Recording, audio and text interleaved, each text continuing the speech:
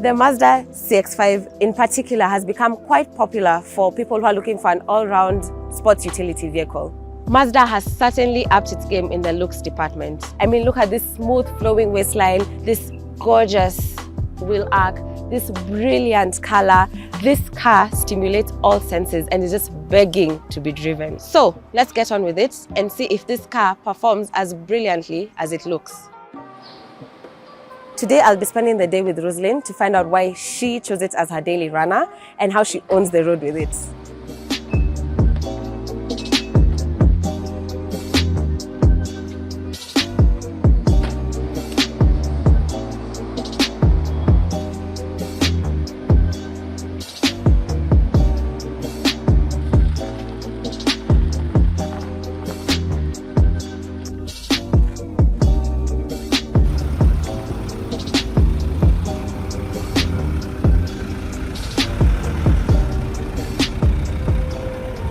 What were you looking for when you were buying this car?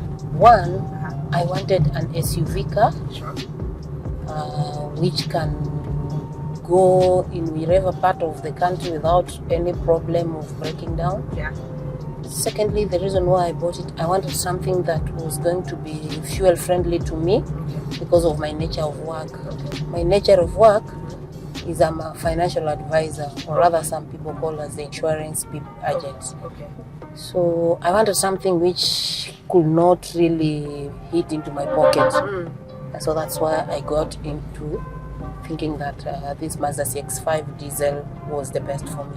What is the fuel consumption like? My fuel consumption, like in a week, I spend a full tank, which is 5,680. And that's enough to take care of me for a whole week. Wow. That is between 7 days and 14 days, depending on where I am going within town. In a month, you spend averagely how much? Between 8,000 and 12,000. Your experience as a lady driver on Kenyan roads, what's that like for you? You'll find most of the time, like, I don't know, it's because of my nature. You know, when I'm in the car, it's not easy for somebody to know whether I'm a lady or a man. So it has helped me also a lot. But you find there is a lot of bullying. When they realize you're a lady, there is a lot of bullying on the road. Yes. But depending on the car which you have, Yeah. bullying is not easy. Because, you know, like when you have a car like this CX5, Yes. you are considered among the people who have the machines. Yes. So you'll find that even the matatu drivers who are the major bullies, Yes. when they approach this kind of a car, Yes. they consider it as one of those big cars. Yeah. So they don't just approach it anyhow. They approach it with respect, and their bullying capacity is low. There is a way that you command respect on the road, and you command the road also. Yeah. Yes. When I wanted to buy the car, or before, or even after buying the car, Yeah. people were like, "Oh, the Mazda diesel in Arabica, it is Yeah. not." No, that is just a myth. Yeah.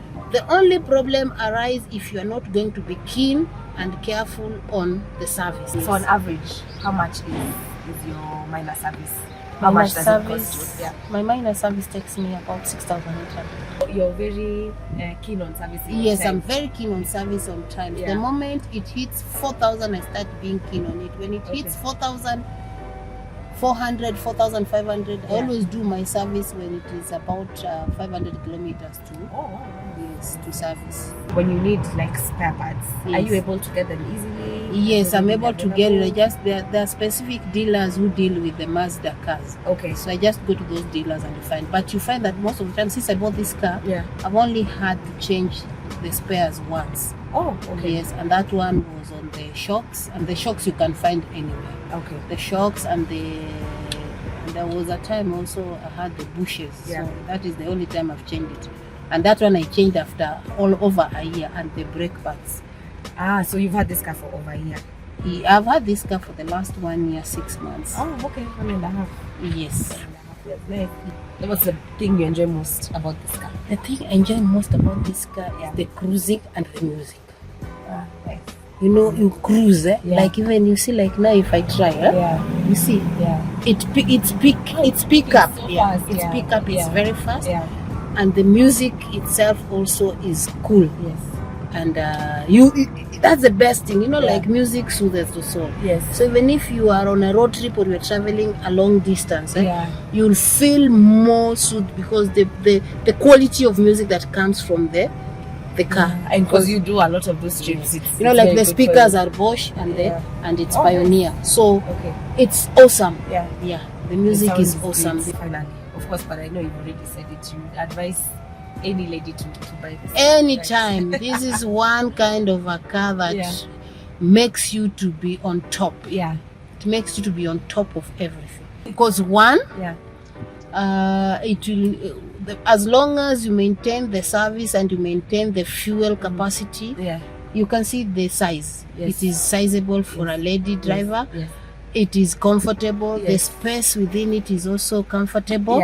It has comfort. Like if you try to pull this one behind or in front, the person sitting behind you will be comfortable. Yes. And even you yourself will be comfortable.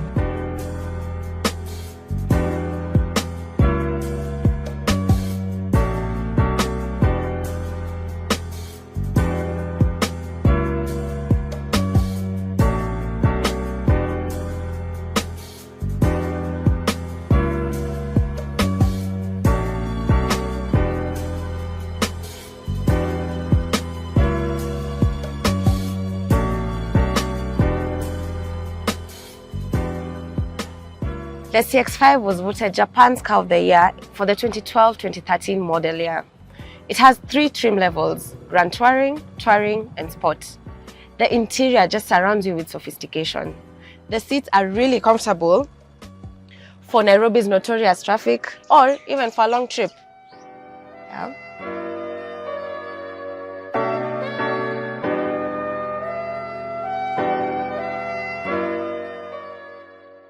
This CX5 packs quite a punch with 148 horsepower, 2.2-litre engine with the Sky Active D technology. This diesel engine is turbocharged, inline 4 with 4 valves per cylinder. Fuel consumption is around 18 kilometers per litre, combined for both highway and city driving. With the dodgy quality of fuel around here, you may have a bit of problems with the diesel particulate filters.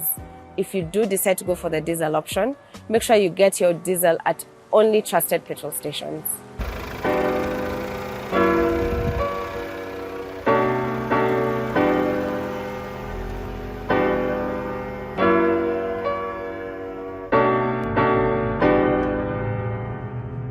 Mazda wants you to really enjoy driving the CX5, so this car comes with G vectoring control to help with road handling characteristics. It also has smart city brake support system, whereby if there's a stationary object in front of you and you fail to brake, the car will automatically brake for you. It has the I-stop function, whereby if you're seated in traffic, let's say, and you have your foot on the brake and you're stationary for about 3 seconds, the car will go off and it will only come back on automatically when you lift your foot off the brake. The trim level is also quite good. I mean, the dashboard is very lively. The car has like 6 speakers. So if you're a person who enjoys music and you enjoy trips, this car is definitely the one for you.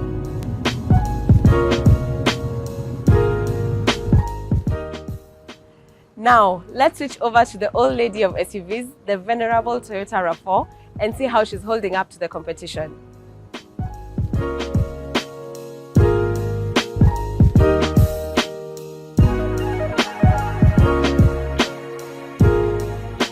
The Toyota RAV4 in all its iterations has been around for, believe it or not, 28 years. Generation 1 was launched in 1994. This particular one is a 2014 model, and let's see how it is and how it handles compared to the CX5.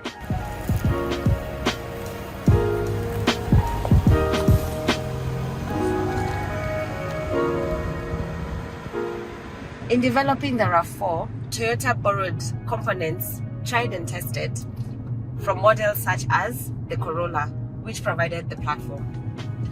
The engine and some drivetrain parts were borrowed from the Camry, and the suspension was taken from the Celica GT4. With this genetic makeup, no wonder the RAV4 has dominated the SUV market for so many years.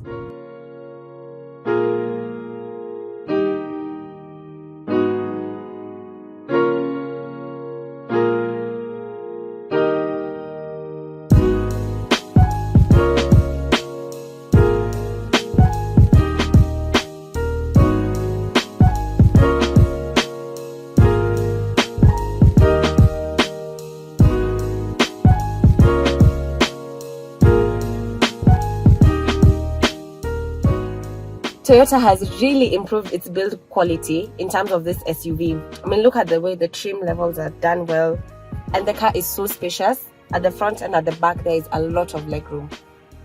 And it's done this so that it can maintain its dominance in the SUV market, as it has done so for all these years.